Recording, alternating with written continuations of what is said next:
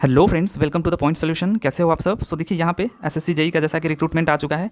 ठीक है, यहाँ पे आपने देख लिया होगा कि इसका जो रिक्रूटमेंट है कब कब इसका फॉर्म फिलअप होना है, कब इसका लास्ट डेट है।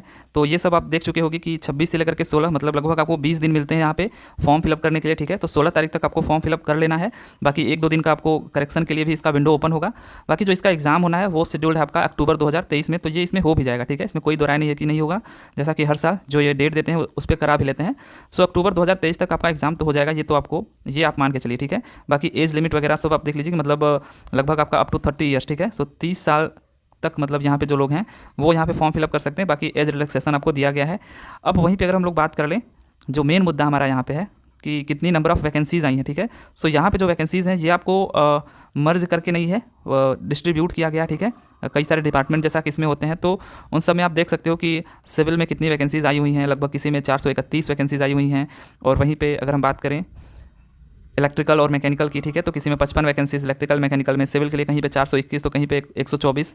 ठीक है, ऐसे करके ये जो वैकेंसीज़ हैं ये आपके अगर हम बात करें टोटल की, तो यहाँ पे टोटल तो 1324 वैकेंसीज़ हैं। लेकिन इनको हम लोग देखिए पोस्ट वाइज देख लेते हैं कि कितनी वैकेंसीज़ हैं। ठीक है, देखिए अगर पोस्ट वाइज अगर हम बात करें कि कितनी वैकेंसीज़ हर एक पोस्ट में आई हुई हैं, देखिए सबसे पहले नंबर पे सिविल की बात करें तो ये जनरल के लिए 491 के करीब है और ईडब्ल्यूएस में 100 के करीब है और ओबीसी के लिए 247, एससी के लिए 175, एसटी के लिए 80 वैकेंसीज़ हैं। और अगर आप इनको टोटल कर देते हो तो ये लगभग आएंगे 1106 आएंगे। ठीक है, लेकिन इसमें अभी जो अदर हैंडीकैप्ड है उनको इंक्लूड नहीं किया है मैंने।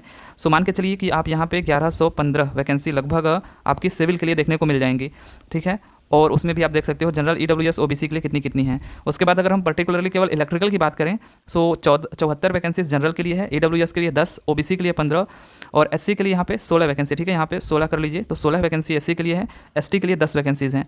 अब जब इसको आप टोटल देखोगे तो ये लगभग आपके आएंगे 125। ठीक है, तो 125 वैकेंसीज केवल पर्टिकुलर इलेक्ट्रिकल के लिए हैं। और वहीं पर अगर हम बात करें E&M इलेक्ट्रिकल एंड मैकेनिकल के लिए कितनी है, इसमें 29 जनरल के लिए, 8 ईडब्ल्यूएस के लिए, ओबीसी के लिए 20 और एससी के लिए 9 और एसटी के लिए 7 वैकेंसीज़ हैं।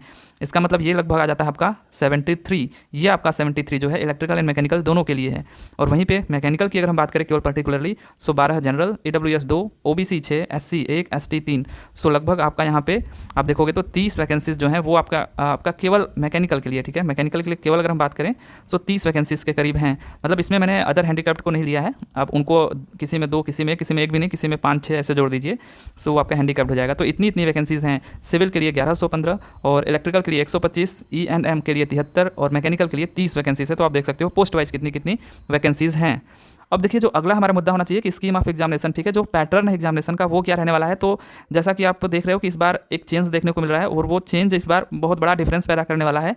देखिए हुआ क्या है कि जो आपका एग्जाम पैटर्न, पहली बात जो सब्जेक्ट वगैरह हैं और जो नंबर ऑफ क्वेश्चंस है उनमें कोई भी चेंज नहीं हुआ है। जनरल इंटेलिजेंस एंड रीजनिंग जैसा कि पहले भी 50 क्वेश्चंस 50 नंबर के होते थे, जनरल अवेयरनेस 50 क्वेश्चन 50 नंबर के, और वैसे ही आपका जो डोमेन सब्जेक्ट्स हैं वो आपके जैसे सिविल इलेक्ट्रिकल मैकेनिकल के लिए वो सेम वही रहने वाले हैं, 100 क्वेश्चन 100 नंबर के। ठीक है, इसमें कोई भी चेंज ऐसा आया नहीं है।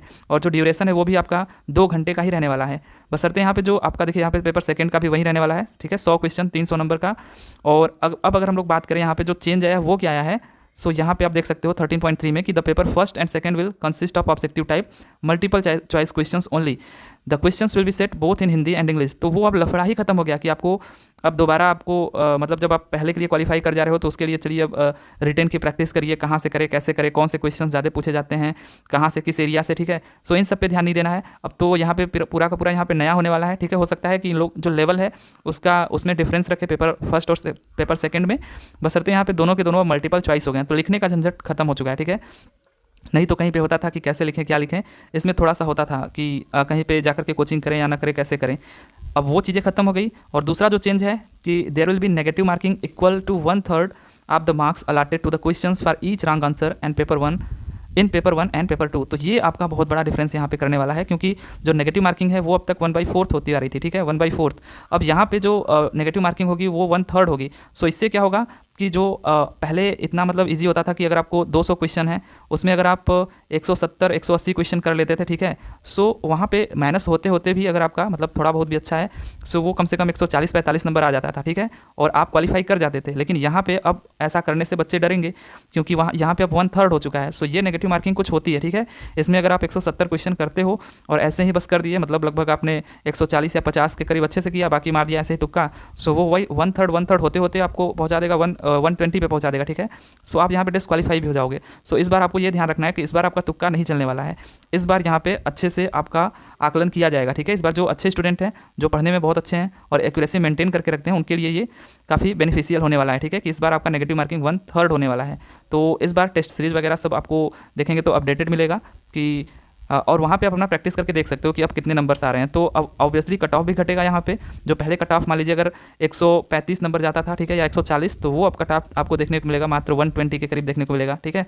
सो कट ऑफ पे भी जरूर फर्क पड़ेगा क्योंकि 2 ही घंटे का पेपर है, उसमें कोई भी रियायत नहीं दी गई है कि 2.5 घंटे या 3 घंटे हो गया हो, ठीक है। सो 1/3 होने से अब जो कट ऑफ है देखिएगा 120 के ही करीब सिमट जाएगा, राइट। सो ये आपका मेजर चेंज है। तो बाकी कुछ नहीं है, यही सब चीज़ें हैं। बाकी आप अपने प्रिपरेशन में लग जाइए। अब आपके पास केवल 2 ही महीने का टाइम है, ठीक है, तो अच्छे से इसको प्रिपेयर करिए, राइट। चलिए फिर मिलते हैं अगले वीडियो में अगले टॉपिक के साथ। तब तक के लिए thank you, tata and bye bye.